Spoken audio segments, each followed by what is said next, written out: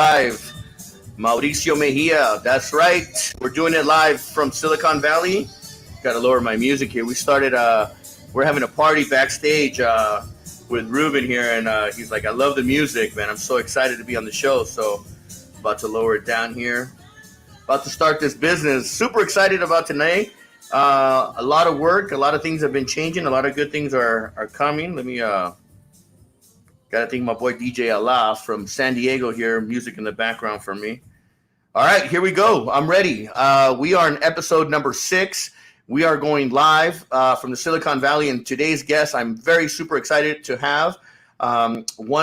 Really quick, just want to remind everybody, my show's on every Wednesday from 7 p.m. Pacific Standard Time and 10 p.m. Eastern Standard Time on Facebook and YouTube. So I'm very excited. A lot of great things are happening. A lot of great things have happened since I started my show, and the show just continues to build. I have a lot of great guests that are going to be attending. My lights, I'm starting to work on my lights. I kind of look, I got the underneath light. I got the side lights. I'm doing full-on production. Next week, I'm going to be working on my whole studio. I'm broadcasting from my second room here on the Access building in downtown San Jose.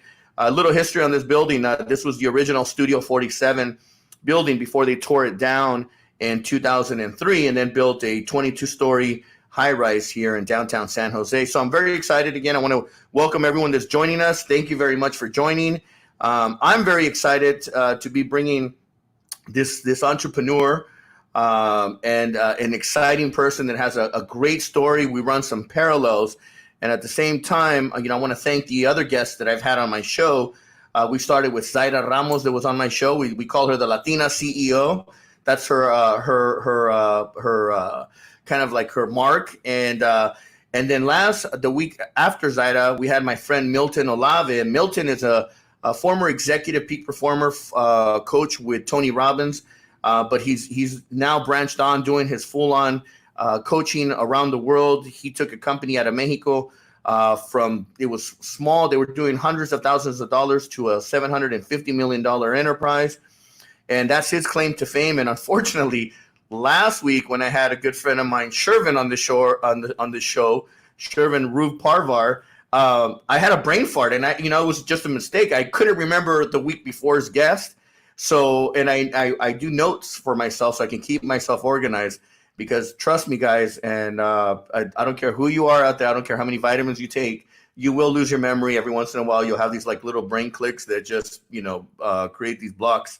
But Milton Olave is not only a good friend, I consider him family, a brother of mine. He's in Miami, and we were broadcasting from Miami last 2 weeks ago. And I can't wait to go visit him once we break this quarantine stuff. And then Shervin, again, I've known him for approximately 20 years, and I had him on the show last week. An amazing story. Entrepreneur, has businesses here in the Silicon Valley, based out of Los Angeles, and doing, his show. I think they're on the last season, they just finished the last season, season 8 of Shaws of Sunset, and he's one of the stars on there. So it's great to know that, your friends do some great things. So now, today, this week's guest, again, he's got an amazing story, and he's a CEO. He's founder of a company called adHere Inc. And I'm going to let him share the story. But what caught my attention in the bio was $300 to $30 million, and that to me says a lot about the person's perseverance, and that and I say we because I've been down this path, where as entrepreneurs, we pull it together and we make what we have, and we turn it into great things. So I'm very excited to be bringing a good friend of mine. I'm going to bring him in, and we are going to bring my friend Ruben Resendez. Ruben, what's up, bud? Oh, we made it. I don't know while you're in the backstage, you're hearing the introduction, man. But I got pumped up. Obviously, before we got on, we started talking, and I was already pumped up. I had the music going on. I'm excited. I'm excited, man. Just the fact that we just made it one more day, and we're blessed to continue to move forward in our lives. And I'm excited to have you. I consider you not only a colleague, an entrepreneur, because we're both entrepreneurs, serial entrepreneurs. We're aggressive. We're about our business, but I consider you a friend and a very good friend of mine, a very dear friend. We've, not too many friends you get to go out and have dinners and have, good wines and share great stories, and we've had a few of those, and thank you very much, because you're a very giving person, and you're very, it's great to be around good people, man. And it's hard to find good people. So thank you, Ruben, for making the time to be here with me too this evening. Yeah, I thank you. You've been such a big blessing in my life, ever since we met, and the dinners that we've had, and the people that you have just connected all of us into. And I say all of us because there's so many people that you've connected me with that are now some of my best of friends, even to this day, that have become, my tight circle, that it's filtered out the old circle and brought in the new circle. And I owe a lot of that, if not all of it, to you. That's what. Oh man, thank you. Wow, that's I appreciate that, Ruben. And I got to tell you, man, when we first met, and we have a mutual friend, and that's how we met. And I'll say his name because he's going to eventually be a guest on my show. I don't care if he says no or not. He's going to be a guest. Eric Olson. He has to be. Eric Olson is an amazing human being. He's a top producer. He's with Transamerica. He's a top dog in that organization. And just the way that he inspires, and then the way he brings people together, and he transforms people that sometimes have no direction, and then transforms them into leaders. It's an amazing process, and you also have to want it. And the fact that he was the conduit that brought us together, and then from that point on, it's up to us to take on whether we accept that relationship and move with it and grow with it. And I think that's what it was. It was like minds, because we shared within the first hour of us meeting, we got to share some stories, and it was like, hey, wait a minute. I know that pain. I know what that pain feels in my heart and in my gut.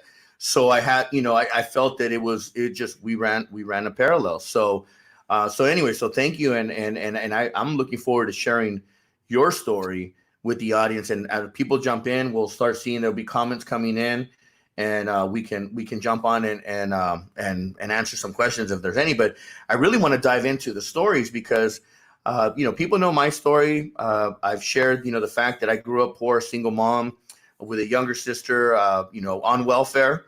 I know what single bedroom, one bedroom apartment in Highland Park in Southern California. And I had to, as a young kid, had to fake it, or kind of had to deal with I don't want to call it bullying, but it was a version of bullying because I didn't have certain things that other kids had, and it's just part of life. But I used that as my energy and the fuel as I got older to wake up that hustle, that animal in me, that beast. And it's allowed me to get to where I am at today. So I know when we talked, there was a story that you started to share, and, I'll let you share that story because I want it to come from you.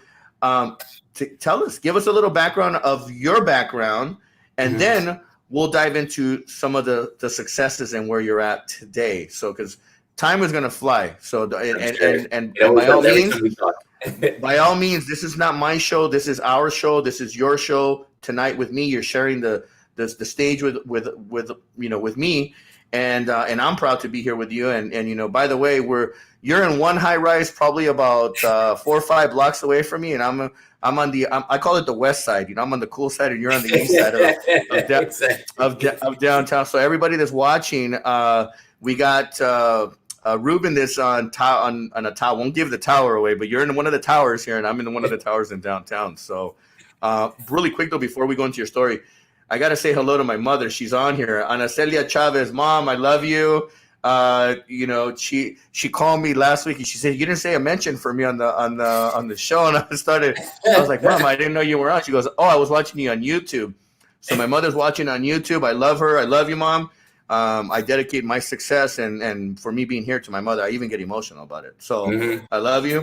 I got my friend Tiffany Cuellar. She was, I gotta say it. I was her like junior high love, So aren't you everybody's love? Yeah, she's here, and we got Patty in the house. So, anyways, I want to say thank you to everyone that's joining us, and then I know there's more people joining. And please leave comments, leave questions, And enough of me, and let's make it about you, and let's talk about give us your background and share with us as much as you want to share. Talk to us about your background.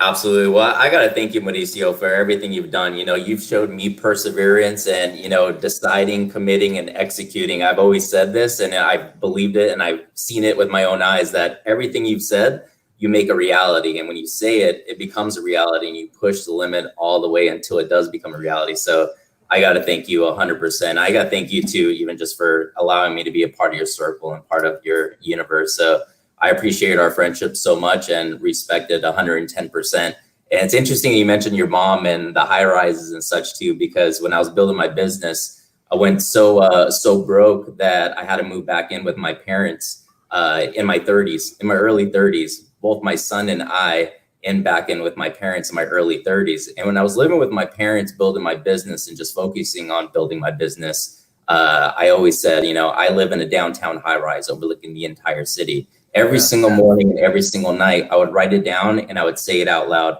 every single morning, every single night for about 2 to 3 years straight. If anybody heard that while I was broke, living with my parents in my 30s, they would have said, "You're such a fool. This guy's such an idiot. I can't believe he thinks he's going to be living in a downtown high rise overlooking the entire city." Yeah. And you've been over to my place, and it overlooks the entire city. You can't really see it too much. I'm kind of jealous of your place. It has a better patio than mine.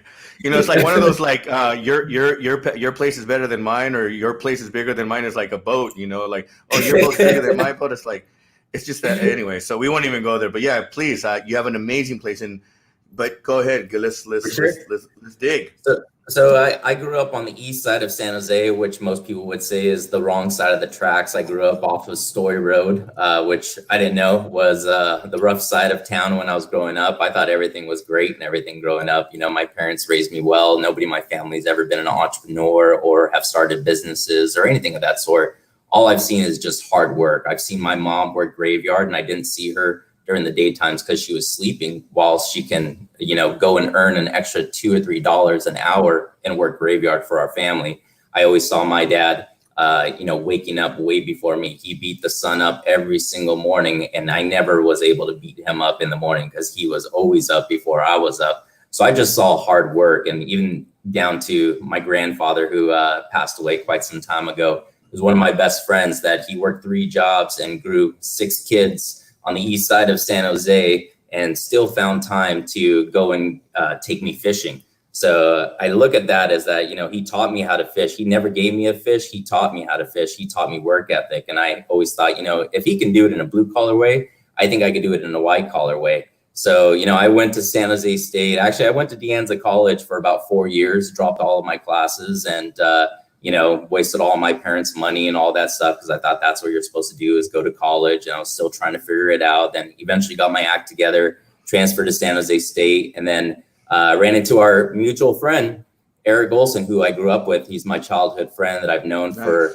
over 25 years now. So tons of years. He's kind of part of that circle of friends that you do the stupid stuff with as you're growing up and all that stuff, the 4 or 5 people that are there. And, as we're in right before 2008, we're 21, 22 years old. And he goes and buys a 5-bedroom house on the south side of San Jose, which would be the nicest part of San Jose and everything. I was like, man, what is this guy doing? I'm over here going to school. Sounds like a fraternity house already. So yeah, exactly. I know where that's going. And I'm not asking you to share some of the stories, but I can just imagine. At that age, I had my own fraternity house too, so I know what's up. So I owe him a ton, because I eventually moved in with him at some point, and we had about 5 other people who were, doing the business that he still does today. And all we did is just turn it into a personal improvement fraternity house, where all we did is go out throughout the house and repeat different YouTube videos and say them over and over and over by Art Williams, Ed Milet. We would, memorize every single line. He listened to all the CDs and the audios and everything, and then memorize them and repeat them back to each other until 1 or 2 o'clock in the morning, and then get up and do it again from there. But, I started looking at his life, or where he was at 22. And then I looked at my professor's life that was teaching me at San Jose State. And I said, do I want his life, or do I want my professor's life?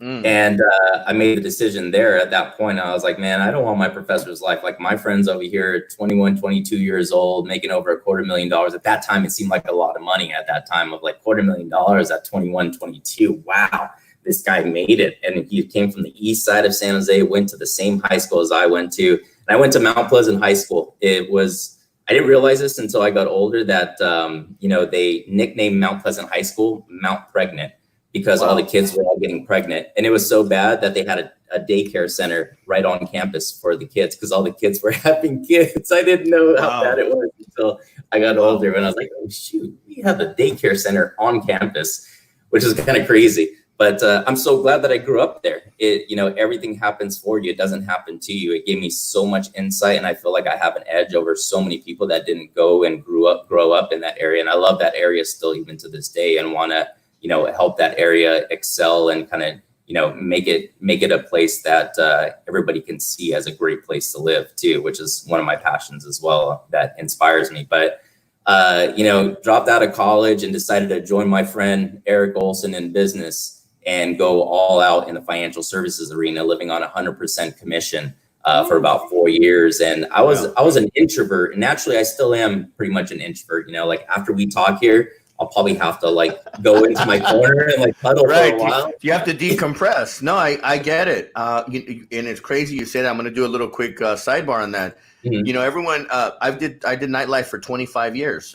So you automatically assume that I'm this big, just like bananas. Like I got to be around people.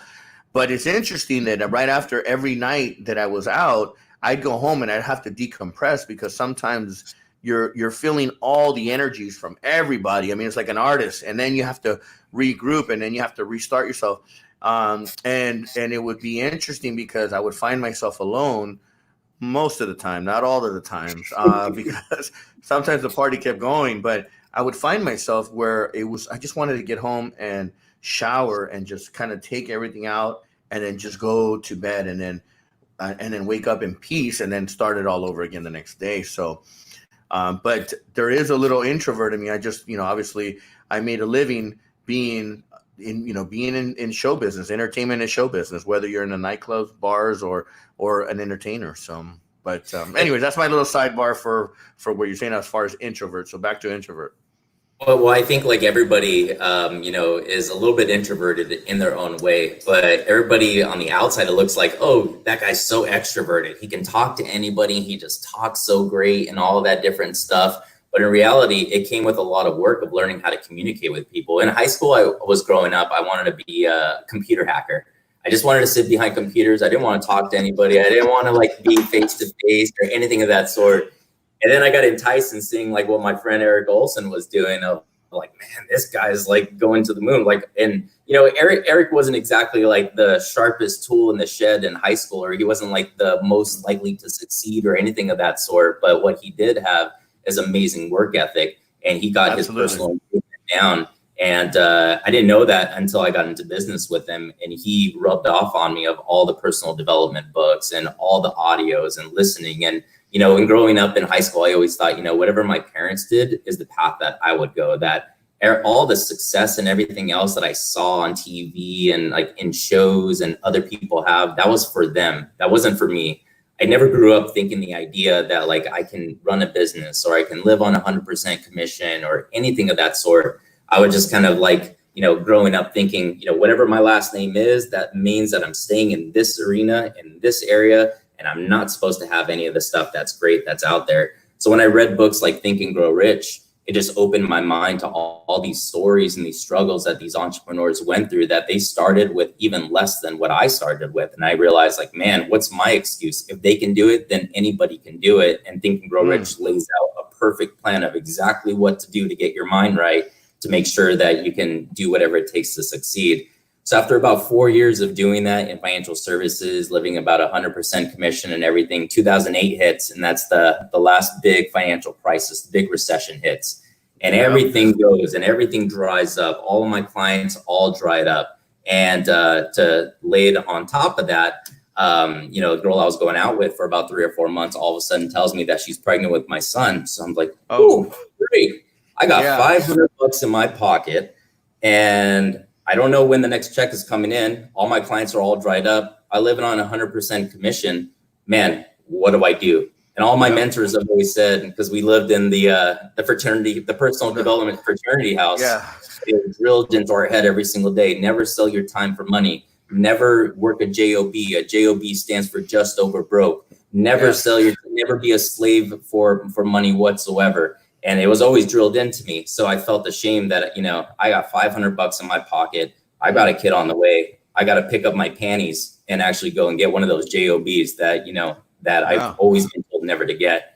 So I go look on Craigslist for a job, and I find this internet marketing and lead generation company that said it's a $30,000 salary and uncapped commissions. I was like, I don't even know what it is. All I know is it has commissions involved and it has a salary, and I need a paycheck like yesterday.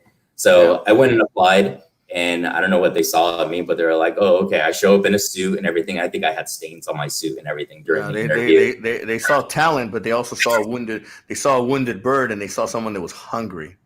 And what's interesting is they looked at me, and when I was talking, they said, what is it that makes you want to apply for a job that's going to pay you a $30,000 salary when you've been making this amount previously before? Like, what makes you want a $30,000 salary? And I told them, I said, you know, I got a kid on the way, and I got to make sure I make something happen right now. So this is the reason why I'm here.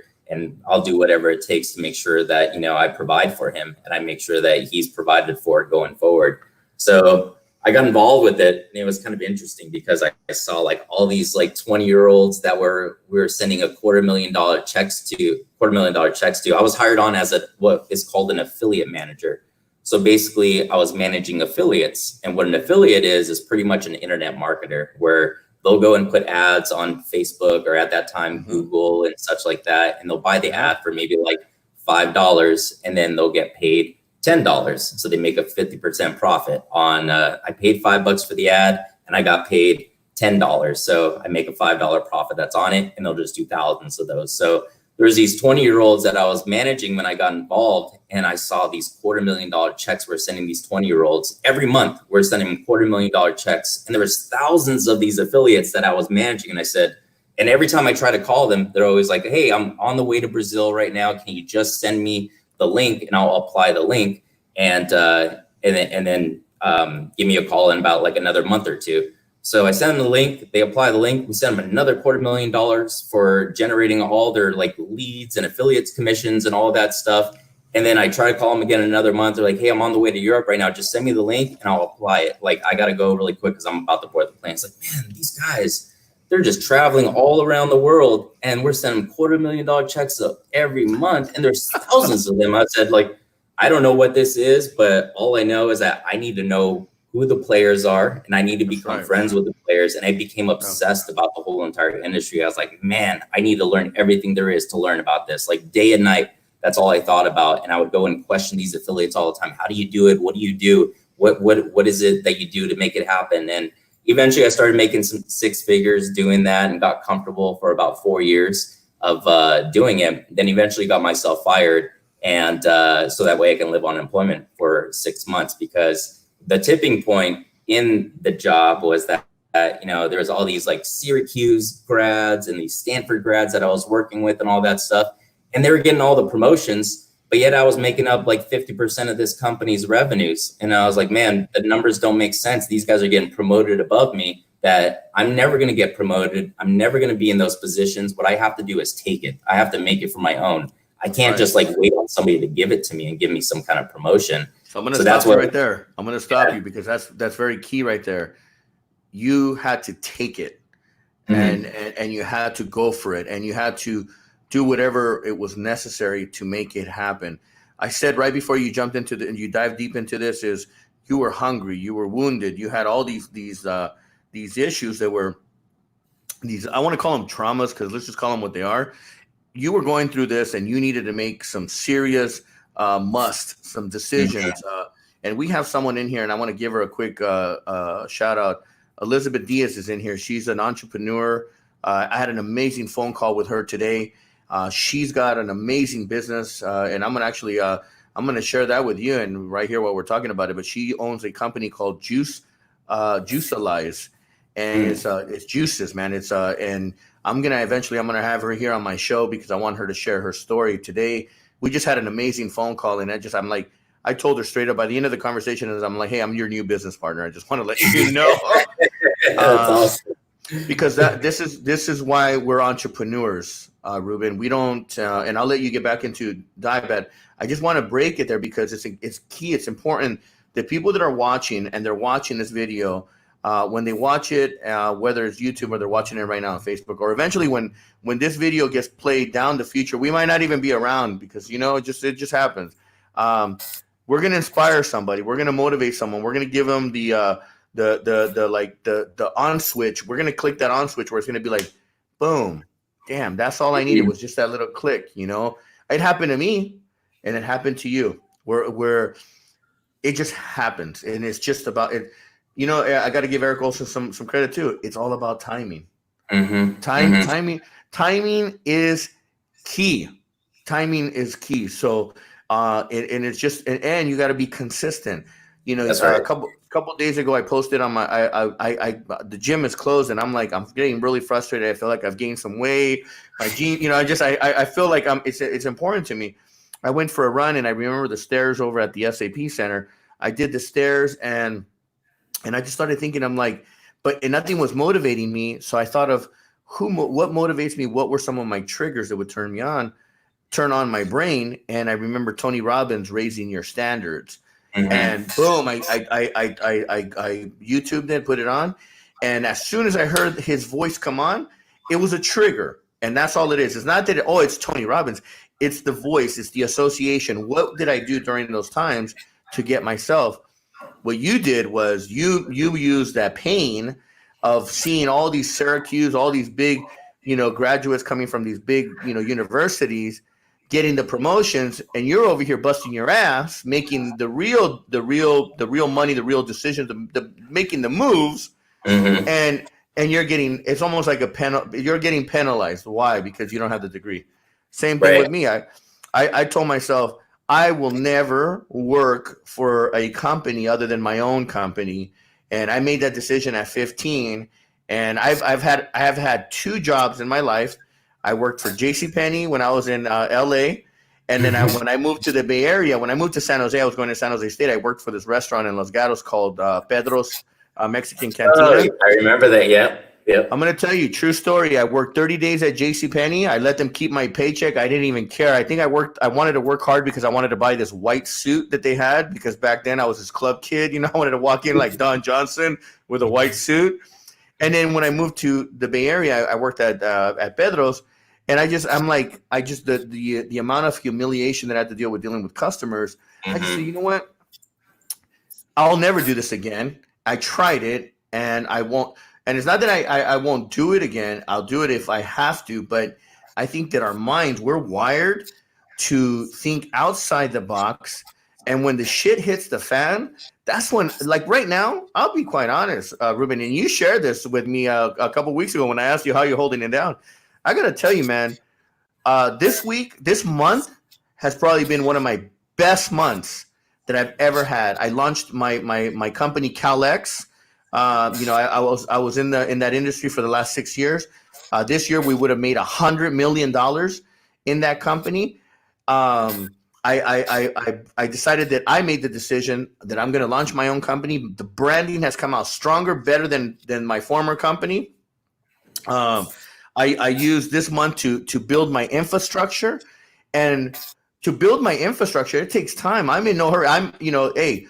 As a businessman and as a person that we play at a high level, we got to put value on our time. We got to know what our responsibilities are, and we got to understand that when we come out the gate, we got to come out strong, and we got to make sure that our team and the people that are surrounded by us are solid as well. So, for me, this has been the best month. Why? Because all the clients that I have established relationships in the last 6 years that I contacted. Hey, this is Mauricio. I just launched my new company, CalX. We're focusing on the whole COVID-19 cleanups, viral cleanups, and so forth. All I did was pivot and by a little bit, and all of a sudden now things have transformed. Today, I was sharing with somebody, when you can walk into a bank and open and still be private client, and And that says a lot. That says a lot. You know, you've earned those stripes and that respect. And you know, it's because as entrepreneurs, and if you're well, I don't want to say if, when you're an entrepreneur, you're a solid person, and you know how to treat your team, you will grow. You will grow into a huge company, very successful company. So when you're sharing what you're sharing right now, man, I mean, it hits my core, and it just reinvigorates that we're on the right path. So anyway, I can keep talking, man. Now, Ruben, this is about, again, I share the platform with you tonight, and I want to hear more about your story, because again, you now launch your company. You're doing it on your own. And how many years now is you've been doing this? Man, your company. Like 2011 now? Yeah, 2011. Yeah. So and that's the thing, is that people don't understand. Sometimes people, like you said, people only see the glitz and the glamour. You know, this younger generation, they, you know, I had a friend of mine, Ireland. If you're out there listening, or you're probably going to watch my video, I did remember your name, by the way. Ireland. He says it best. Hey, the TMZ days are over. You know, the kids that would only go to the clubs and pull up in their friends' Ferraris, Lamborghinis, and all this. And all they're doing is putting on Snapchats and all this. Those TMZ days are done, right? I mean, for the next, till the end of the year. Now it's about really grinding, really hard work, and getting it done. So, you know, share with us. I mean, it's you know, 2011. You're talking 9 years. So you started with $300, and in 9 years now, you're projected to hit 30 million this year. That gets me like fired up, man. Like I'm like, all right, man. My goal this year to set up my company is to get the first year to hit it to 10 million, so that I can get to 20 million, and then to hit 100 million. Because as people know, it's not that I say this to try to impress anybody, but my goal was 100 million 2020, which we would have hit. Now it's 2021. But I want to be one of the first Latino billionaires that comes out of this Silicon Valley. Like you, I know you have aspirations. Because of the types of relationships and businesses that we're in. Is it possible? Yes, absolutely. What do I intend to do with that kind of money or that kind of success? Is give back. For me, it's about making an impact and giving back to our communities, to all communities. I don't want to just say it's just to the Latino community. Yeah, of course, I want to give our people first, you know, the resources, the relationships, the help. But I want to be able to give back to all communities, to help and help them rise up to raise their standards. Because if we can give back to the younger generations, then we made an impact in this world. I've really realized, man, that this world is crazy, man. It's just it's a crazy world. So anyway, go ahead, man. Go ahead. I get fired up, man. I got the lights out. Look, I'm already sweating over here. I'm like.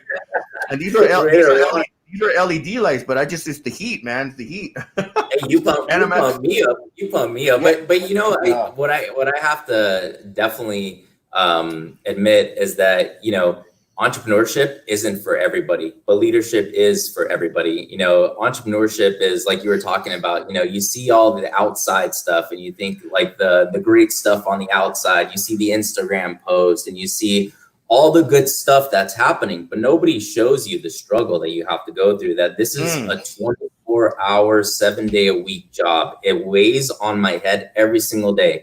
Every single morning, I think about all the employees and team members that are a part of this business, you know, and I pray for their greatness and I pray for their health. And I think about them every single morning. I think about their families every single morning, that I know that any move that I make, you know, is going to be a reflection onto them, and it's going to affect them, but not only just them that I see every day, but also their families, their kids, their husbands, their wives. And that weighs on me every single day, which is why I have to go to the gym 6 days a week, because I need to make sure that those endorphins are going. I need to show up for my team every single morning.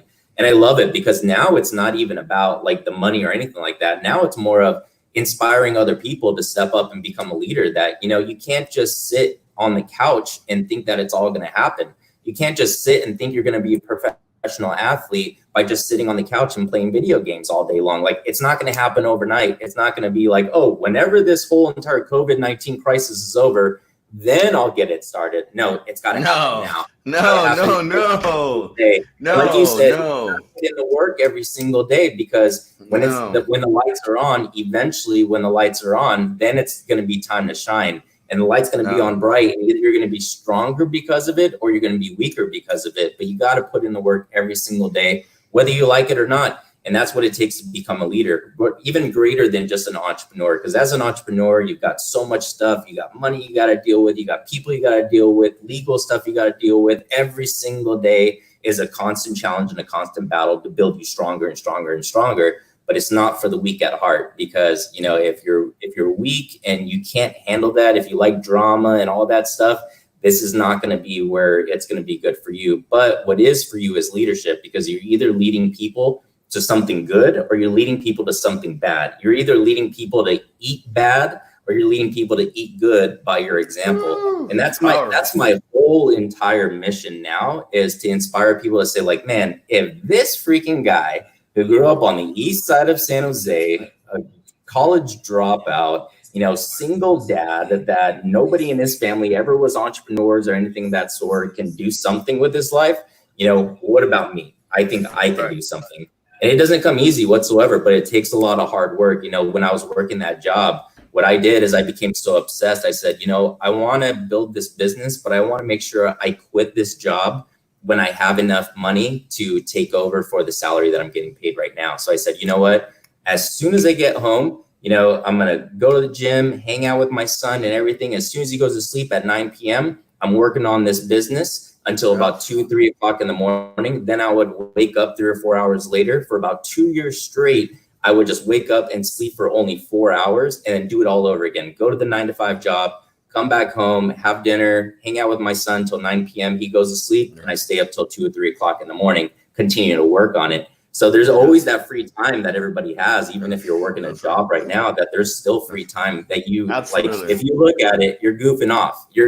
Like, you're going to have to sacrifice guys' night. You're going to have to sacrifice girls' night. You're going to have to sacrifice playing Parcheesi on Tuesdays, or that bowling league on Sundays, or the Zoom happy hours that you do with friends for a couple hours on Saturdays. Like, you're going to have to sacrifice some things to have a long-term benefit, but your family's worth it. And you got to have a big enough why in order to do it. You have to have a why that makes you cry, because if you don't, you're going to quit when you hit a roadblock. And let me tell you, you're going to hit a roadblock, not just one, but two. And the bigger the roadblock is, then the bigger the blessing is when you get over that roadblock. But that's the reason why only maybe 95% of people go to average and ordinary, and there's only the 5% that will actually, like, hit their head against the wall so hard and hit it and punch it until you see a little bit of a crack. Then they exploit that crack and say, I'm going right through it now. But most people don't give up before they even see that crap. And that's the unfortunate thing, is that most people do give up on anything they want to do, whether it's building a business, becoming a professional athlete, becoming a leader in their community, becoming a leader at their church, you know, just being a leader in anything.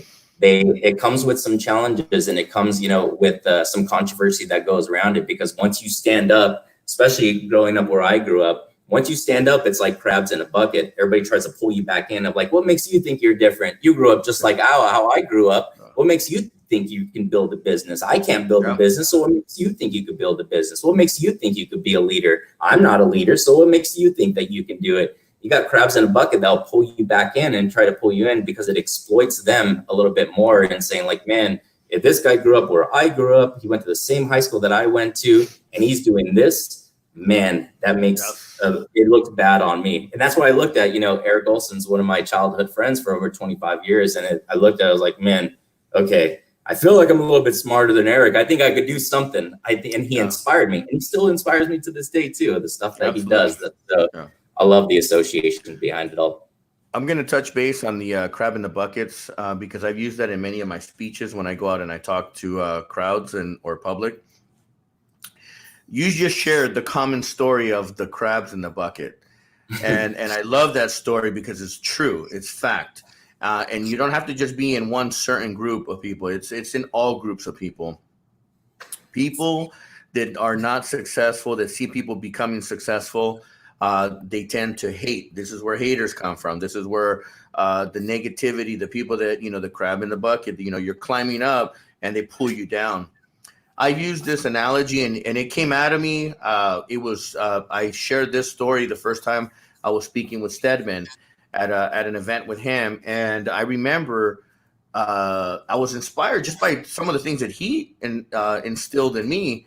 And I remember talking about telling everyone the story about the crab in the buckets. And I said, the only difference about me in this situation is that I'm the guy outside and I'm the one that throws the rope into the crab buckets. And I tell you, hold on while I pull you out. Now I'm going to pull you out. And a lot of this happened because of 2018 and 2018 and 19 became a weird years for me. Just interesting with the people that I was trying to help and be mentor to. So as I pull them out of the bucket, the goal is to pull them out so they can better themselves. And obviously, there was a good feeling for myself. The intent is this: that as I pull you out of the bucket, you don't throw me in to the bucket of crabs. So that's the interesting part, that there's a balance that you also have to continue to work on, because you never know, man. The people that you try to help are the ones that end up throwing you in to the crab buckets. So, but we can't live with that. We can't live with that fear either.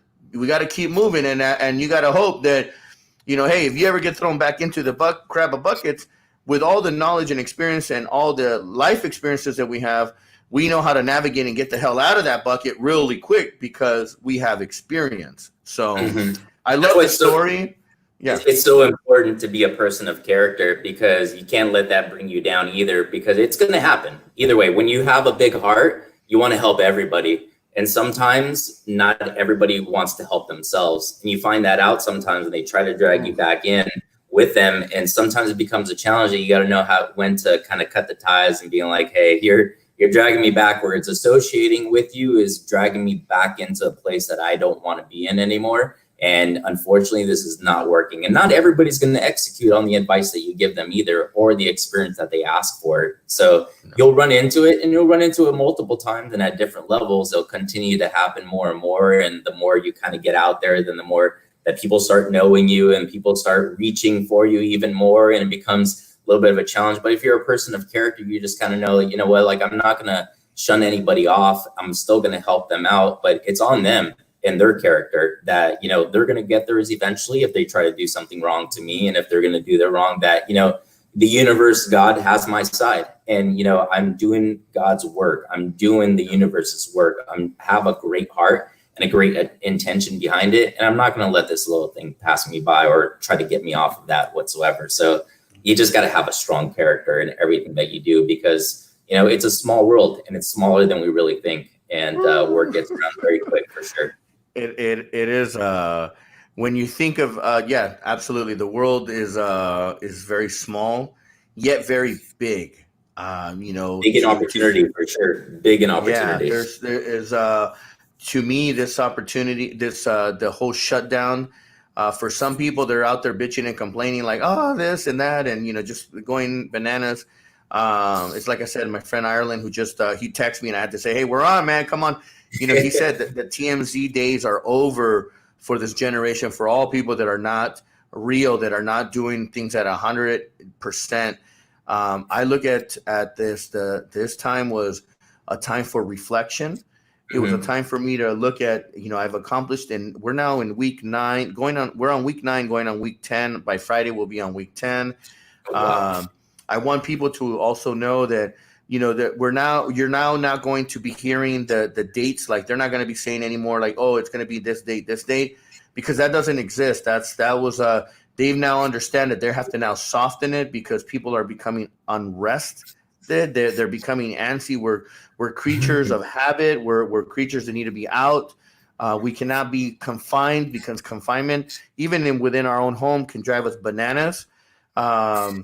It's just, so now you're going to start hearing this phase 1, phase 2, phase 3, blah, blah, blah, and on, so that they can soften it up for us. But the point of what I'm trying to get to here is that we just, during this time, I've done is sharpen myself. Read. I just published my second book, Decide, Commit, Execute, that I had written with Kristen Andrus, who's was working with Stedman Graham for the last 15 years. After I built my relationship the last years with Stedman, I got to be really good friends with the publicists and people that he's worked with, and we're able to build that relationship. And we put a book together, a small book on just business. Decide, Commit, Execute is the title of it. It's going to be coming out soon. And we just during that time too, I was able to just reflect on myself. I put my studio together. I cleaned out a bunch of stuff that I didn't need. I gave away a bunch of stuff that I didn't need. I cleaned the house. I cleaned my mind and resharpened myself, because this is the truth. And I think you'll agree with me. We are never going to see well, I don't want to say never, but we will not see another kind of this situation happen for another 10 to 20, maybe even our next 100 years, this type of situation, because the recovery coming out of this is going to be pretty gruesome. And it's going to take strong mindset, strong will, right, strong work ethic. It's going to take a lot of strong and very strong decision making. It's going to take your commitment, and it's going to take a lot of action, which is execution. Execute. And that's why those three words are my powers, are like my resets. It's decide, commit, execute. We have to push harder now, because where we're at today, people talk about, the old normal, the new normal. No, there's no comparison. It's just now. Live in the now. Yep. Don't live in the past. Don't live in the future. Don't put labels on it. We're living in today. This is now. And we're running our businesses, and we're pivoting, adapting, and we're doing whatever it takes, because not only because it drives us, but because there's our team. Our teams depend on our leadership, our leadership. That's right. We chose to be the CEOs or the entrepreneur. We chose, and we sold people on our dream and our goals and all the good stuff. We have to lead. That's right. We have to lead, and we have to set the example. So that goes again. You built an empire. You're building an empire. Your enterprise is you've laid it out. Now you're building it. Man, I want to see you when the next time we have an interview like this. I want to say 300 to 100 million, 300 to $1 billion, and that has to be the mindset right now. Yeah, it's cute, 30 million. All right, good job. Exactly. I'm almost embarrassed. Yeah. But the next time we have the conversation, it's, man, Ruben Resendez, he was on Mauricio's show, and he did $1 billion, sold his company. What's Ruben doing now? He's giving back to the community. What he said on the show, he has done. He's given back to the East Side community where he grew up. He's doing things globally now. That's where it becomes where we make a bigger impact. I had a phone call today. I'm working with two ladies, amazing ladies. That I won't call them out because we got to keep this top secret. But two amazing ladies that are on here watching, and we had an amazing call.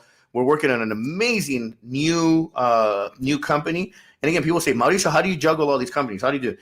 It's time management, it's commitment, and it's focus. You have to learn how to time manage yourself. No distractions, focus, and if you're all in, you're all in. And we were talking about, what we're working on, and we're like, hey, we got to keep it on the download so that way nobody, kind of creates the bumps in the way. But it's the mindset. I learned from these two ladies who are very strong women, very strong entrepreneurs, have great experience, and they learn from me. We learn from each other. One of my teammates today said, with you, Mauricio, and I said, no, time out. It's not about me. It's about us, we, because I never want to isolate myself. Because it's important that we feel embraced. We are a team. Ruben, like you and I have said, we're eventually going to work together on something. I don't know what it is, but it's we're a team. When we're out and we're having a good time and we're having dinners and enjoying ourselves, it's we at the table. It's us having a good time. And we get to share all the great stories and all the great things that we're doing, and not so great sometimes. Sometimes it's very painful. I mean, business. You're familiar with some of the stuff that I've had to deal with this past year. I mean, it can be painful. Sometimes your best friends break your heart. Your family break your heart. The people that you wanted to help break your heart. But at the same time, we got to keep moving forward. You can't allow that stuff to press you down. So anyhow, yeah. So like you said too, you know, the time that we're in, we may not see this time again. Definitely it's a unique time, and whatever time we have next, it's going to be a unique time then as well. But I look at it more as a unique opportunity where we'll never have this much time on our hands, possibly ever again, where we can be like collected with ourselves and like really, bond with the people that are in our homes and build stronger relationships with ourselves, really explore ourselves, explore our mind, explore like how we work and such. You know, it takes me back to when I first started the business. So like, you know, when I was working that job, they eventually saw, you know, I was only sleeping 4 hours a day and everything. So they saw that I was starting to get unfocused. So I got myself fired, and I was living on unemployment for about 6 months. So it didn't happen where, you know, the money I was making with the business overcame the amount of money I was making as a salary. But, you know, I think sometimes you need to destroy plan B so that plan A is just plan A. You have no net to fall back on. And looking back at it at that time, I was like, I can't believe this is happening. I can't believe this is happening to me. And when I look back on it now, I look at it as like, this was actually happening for me. At the time when, you know, like having a son out of wedlock, and my family is, you know, we grew up Catholic. We went to church every Sunday and such too. I was supposed to be the kid. Yeah, exactly. I was supposed to be the kid that was going to make it, that was going to get married and have kids and everything. So having a kid out of wedlock, I was thinking, man, why did this happen to me? But then now I look back at it as like, man, that happened for me. When I look at my son now, he's 11 years old, going on 12. It's like you have an amazing boy, by the way. You have an amazing. That kid is off the hook. And by the way, too, let's not forget, you also have an amazing partner. Your girl compliments you, and I know I might have not shared this, but I'll say it publicly. Hey, she is a teammate, and I say that respectfully. She compliments, and I see how down she is for you. And then I just see how your boy just looks up to you, man. So congrats on that. And it takes a lot of hard work, man. It does take a lot of hard work for that. So good job on that, man. I'm so blessed to have her. You know, when it didn't work out with my son's mom and I and such too, I wrote down, you know, exactly what I wanted in a partner. I said, you know, I said it every morning, just like in the same way I said, you know, as I was living with my parents, I was saying like, I live in a downtown high rise overlooking the entire city. And when I would share that, people would think I was crazy. So when I shared with some people, you know, exactly what I wanted a woman, I want a woman that's ambitious, motivated, with a great outlook on life, a positive mental attitude, you know, nutrition conscious, like all the different stuff. And I would say that, and people would be like, you're asking for way too much. This is a unicorn that doesn't exist. For like 3 or 4 years. Every time I would share it with people, they would think it's not possible for them. And then eventually finding her, you know, it was like she said the magic word. The first moment that I met her, she said she wanted to build an empire. I was like, okay, now we can work with something. Click. Yeah. Exactly. It's like on.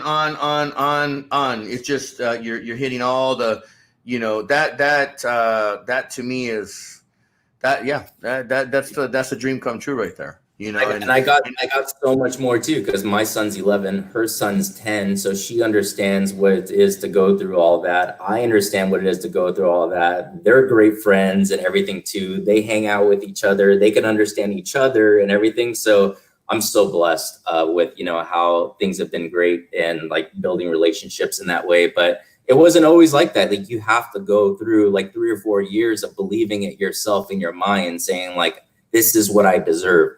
I deserve this. And you got to tell yourself every single night and every single morning, say, this is exactly what I want, and becoming clear and concise on exactly what you want, whether it's the type of relationship that you want, whether it's the type of money that you want, whether it's the type of income you want to make, whether it's the type of business that you want to have, whether it's like a type of family that you want to have. When you become clear and concise on exactly what you want, and you become obsessed about it every single night and every single morning until it happens. It doesn't happen overnight. You know, a few people could stay excited for 2 or 3 years. A few people could stay excited for 2 or 3 months. And a few people could stay excited for, you know, 5 or 6 years. But the winners will stay excited until it happens, until they get the job done. And you got to continue to stay excited until that happens. But, you know, like, so I guess going back to my story of, you know, getting laid off and living on unemployment, couldn't afford a house payment anymore, moved back in with my parents. My son and I moved back in with my parents in my 30s. So embarrassing. It was the most embarrassing thing I ever did.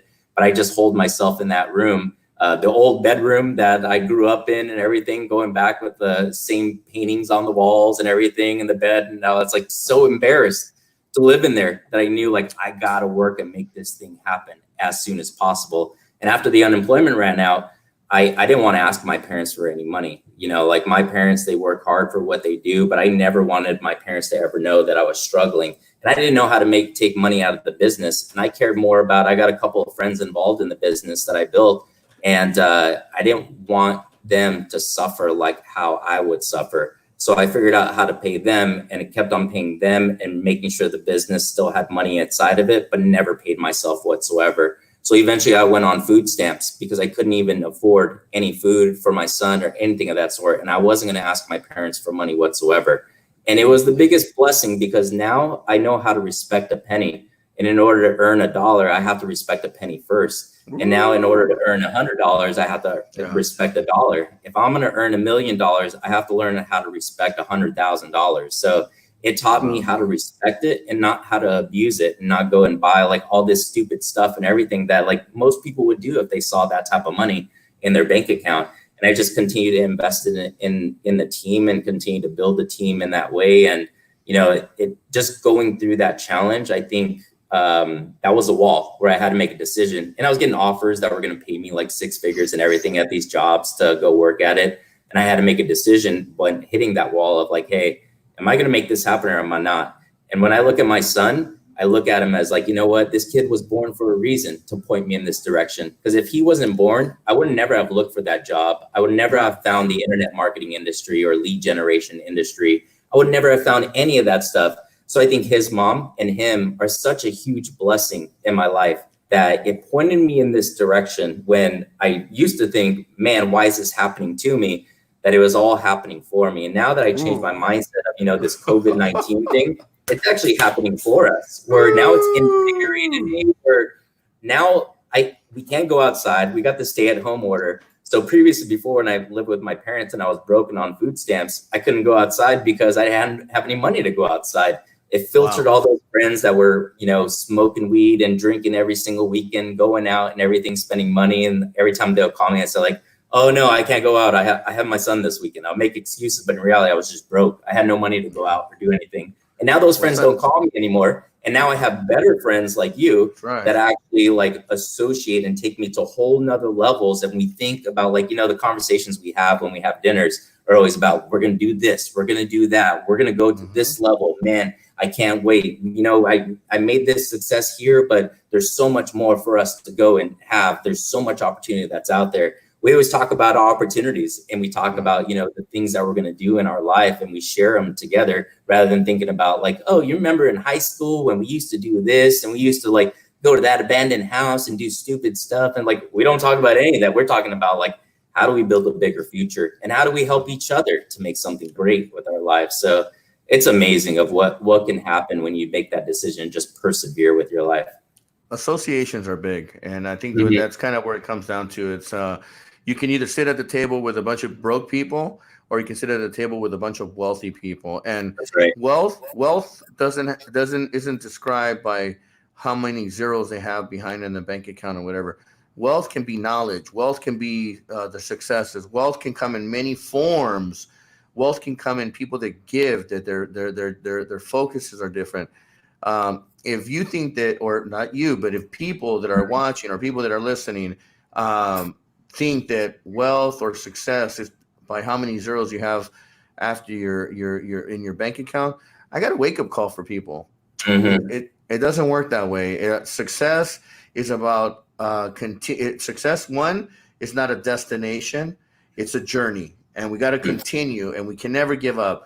The people that settle and get comfortable and want to be where they're at, that's okay. Because not everybody can be a leader. Not everyone can lead. Not everyone can be full of the wealth and have the strong mindset. That's what allows people like us and other leaders and other people that are out there. You know, there's that phrase that's out there. You know, 97% of the people that quit are controlled by the 3% that never quit. Well, Mhm. it's a real harsh statement, but there's some truth behind it. Why? Because the people that are watching us tonight, the people that are listening tonight, are the people that want to do change in their lives and want to continue to change and make an impact and do better for them. Like you, my leverage in my wanting to be successful in life as a young child was because I was tired of seeing my mother struggle, and I didn't want to hear no from my mom. Like, can I get those tennis shoes? Can I get that clothes? Because my mother's focus was making sure that we had food on the table and a roof over our head. Now, things weren't perfect, and nothing in life is perfect, but those were the seeds that were planted in me at a very young age that gave me that energy. When I launched my former company in 2014, I dedicated my success, and to this day, I still dedicate my success to my mother. My mother's the driving force. My mother today, she's happy in her place. She lives up in Washington. She's married. She's happy. That's the only thing that's important to me, is that my mother is happy. Anything else, I don't care about. I just want to make sure that she's happy. My sister, she's happy. She's in a beautiful relationship in Southern California, married. I'm happy that they're happy. That's what makes me happy and fulfills. For me, this time around, coming off with the launch of my new company, CalX, and all the different other entities that I have that are going to launch, this is going to be an amazing roller coaster ride. And the roller coaster ride, I like the going up, but I also like coming down, because that's the excitement. That's what gives you that craziness in your stomach, that you're like, those are the thrills. Now, because you're not going to go down forever. There's going to be a turn. There's going to be a loop. There's going to be, just think of it as being on a roller coaster ride, and that's what life is. And that's why, and I know for you, I mean, going through that, I know what it's like to be on food stamps. My mother was on it. We were on welfare. I knew, I was so embarrassed. And back then, you got to tear coupons when I was growing up. That was embarrassing, because you felt little. You felt just like, man, humiliation, but obviously now it's a different version of it. But it just, those were the things that I said, I will never allow that to ever happen in my life. And I made a statement. I said, nothing or no one will ever get in the way of my success. I like that. Yeah. And I'll repeat that for people out there. Nothing or no one will get in the way of my success. And when I say that, I mean it. I mean it with my heart. I mean it with my soul. I mean it with my actions. I don't just say it just to say it, just to go out there. No, this is not my show that I'm putting in and bringing people like you, guests, and by the way, the next round of people that are coming up, and you saw, I mean, we got an amazing lineup coming up. So awesome. I'll announce it tonight. I'll share it with you really quick. We got St. John coming on next week. St. John is a on-air personality, amazing human being. We got a good friend of mine, David Garcia, coming on. He's a DJ producer. We got Albert Campoy, who's one of the godfathers of nightlife here in the Silicon Valley. And my big one, I'm announcing it with you.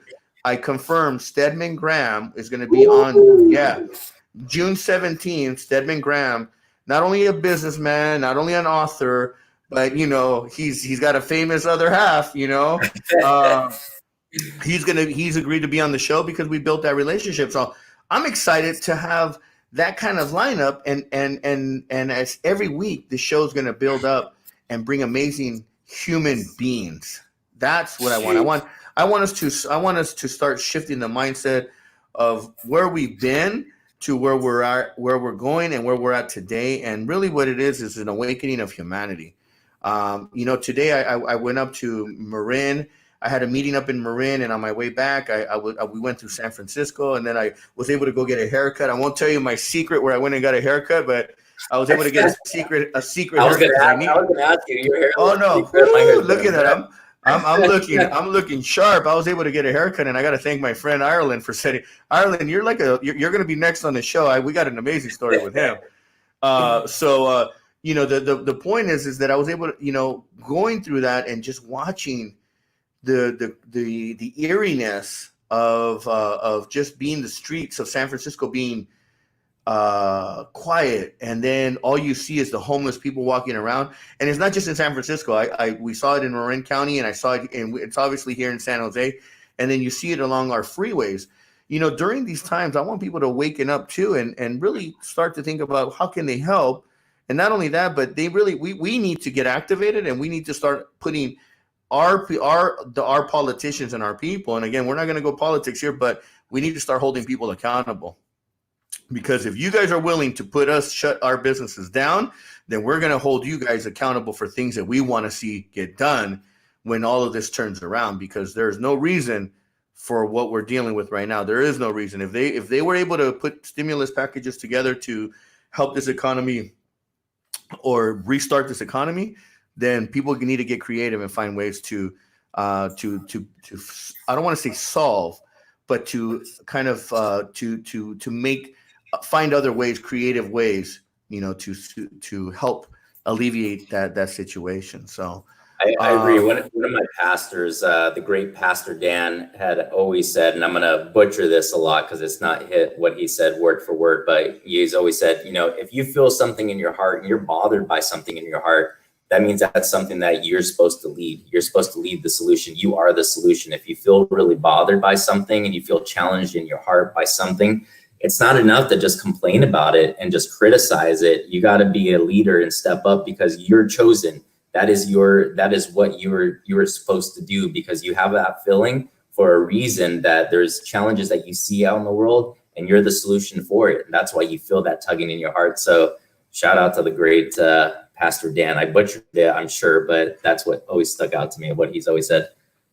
Well, good. I've listened to him, his sermons, and he's got some amazing things, and it wakes your spirit up, man. You're like, wow, just wow. And that's again bringing all us together, us entrepreneurs, us business people, us, male, female. I mean, there's a lot of great women leaders that are out there.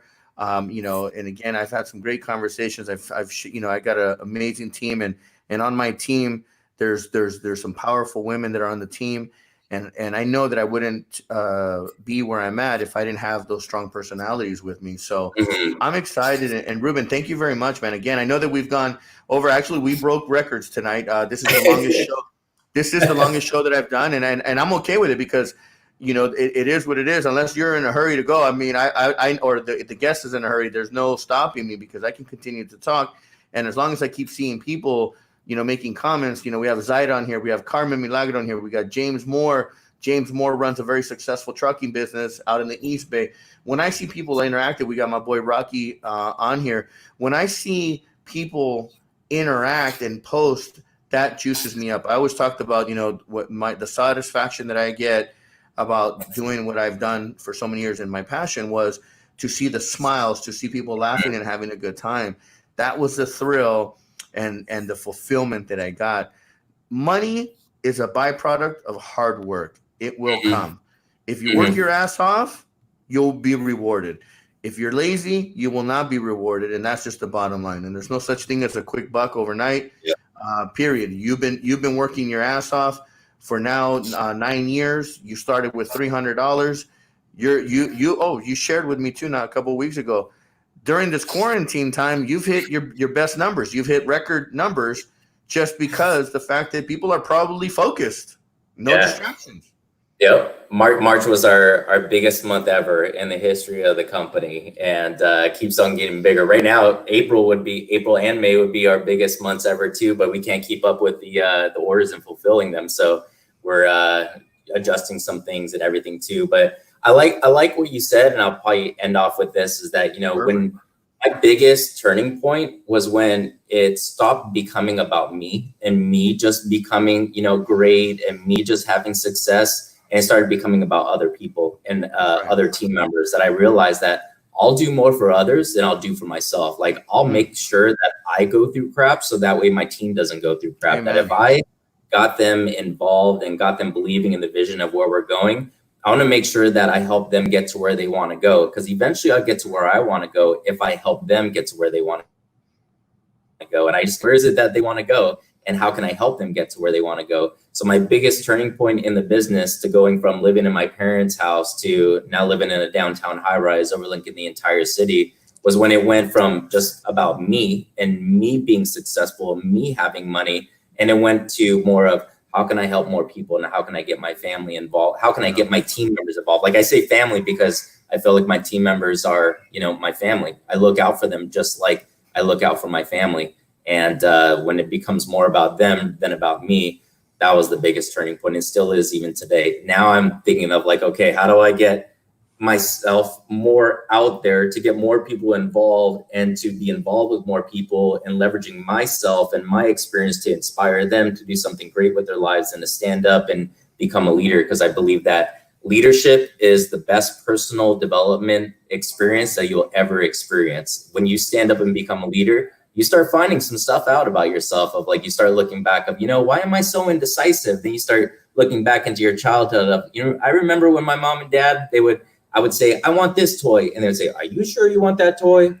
Are you sure you want to pick that one? And then I started thinking of like, you know, that's probably one of the reasons why I'm so indecisive, because I'm always like second guessing myself all the time of like, am I sure that I really want this? Is this really the thing that I want? That you got to get that kid spirit again, of that kid belief. Like kids think that they could do anything and everything, and they could.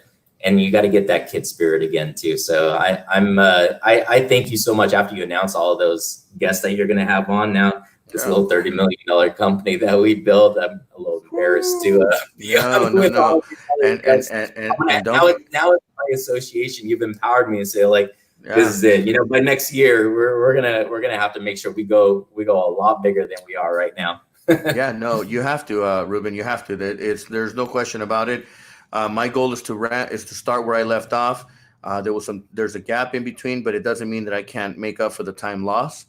And that just means I just got to work my ass harder. I got to be more focused. No distractions. I got to be, focused. Again, mind, body, and soul. I got to be connected. And that's just the way it's going to be. And for everyone that's listening out there and making comments, it starts with us first. And I always got to quote Stedman for this one, is because it's in his book, and he mentored me on it. It's in order to lead others, you must learn how to lead yourself first. And that one just, boom, it hits me. And then he went even deeper with me, and it hit my soul. I was like, man, I teared up. I told Stedman, I love you, Stedman. I gave him a big hug. And he says to me, he says, and it starts with love.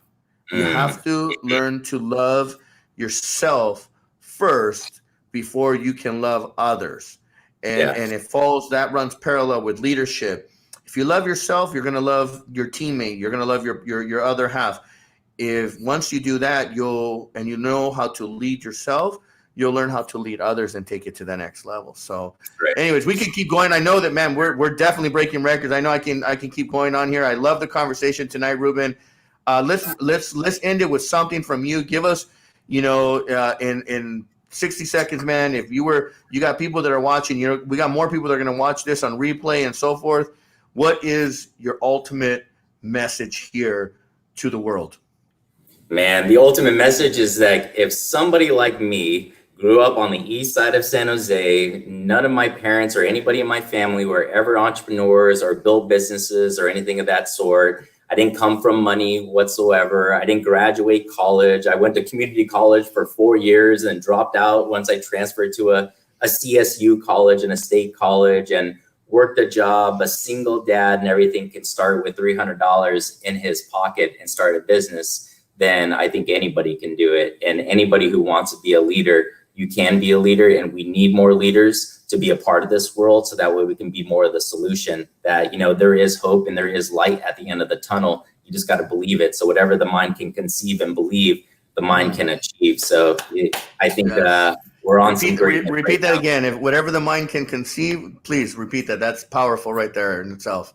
Whatever the mind can conceive and believe, the mind can achieve. So if you think that everything is happening for you right now, this whole stay-at-home thing and the COVID-19, if you start waking up with some gratitude and thanking every single day that you're healthy, you're alive, you're able to see, you're able to hear, you're able to talk, you're able to smell, you start thinking about all the things you're grateful for, more great things start coming into your life. And, don't have any blank spaces on your calendar, because you ever want to meet the devil, that's where the devil is when you have blank space on your calendar and you have nothing that you're doing. You start causing some challenges at that point. So get yourself busy, commit, decide, and execute. That's right, baby. That's right. Ruben, thank you very much for joining us this evening.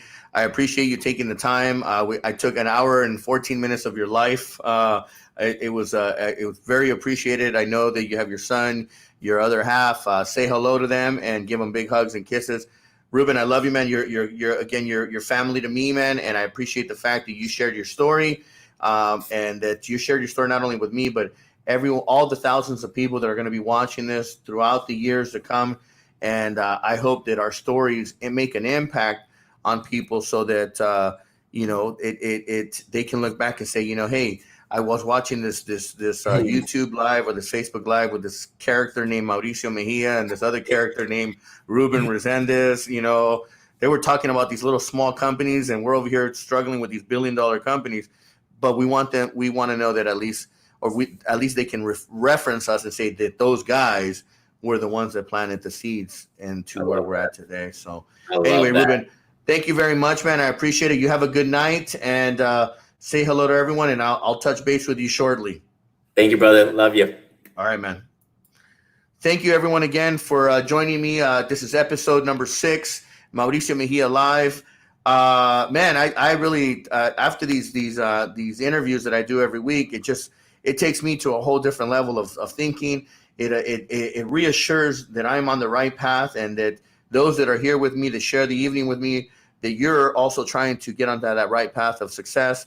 And again, success comes in many ways. It doesn't mean that it comes by the dollars that you have in your bank account. It just means there's a lot more to it. So I want to thank everyone. I want to thank the people that have been on the show in the past, and for the people that are going to be coming up next week. I got an amazing human being. You can catch him on 99.7 Now, the radio station. And St. John is a good friend of mine that I've known for 20 plus years. When he first moved out here to the Bay Area, I knew him from Los Angeles. I'm excited to have him here on the show next Wednesday, 7 p.m. Pacific Standard Time, 10 p.m. Eastern Standard Time. And then after that, the week after, we have a good friend of mine and amazing human being, David Garcia. And then the following week after that, in June's just packed.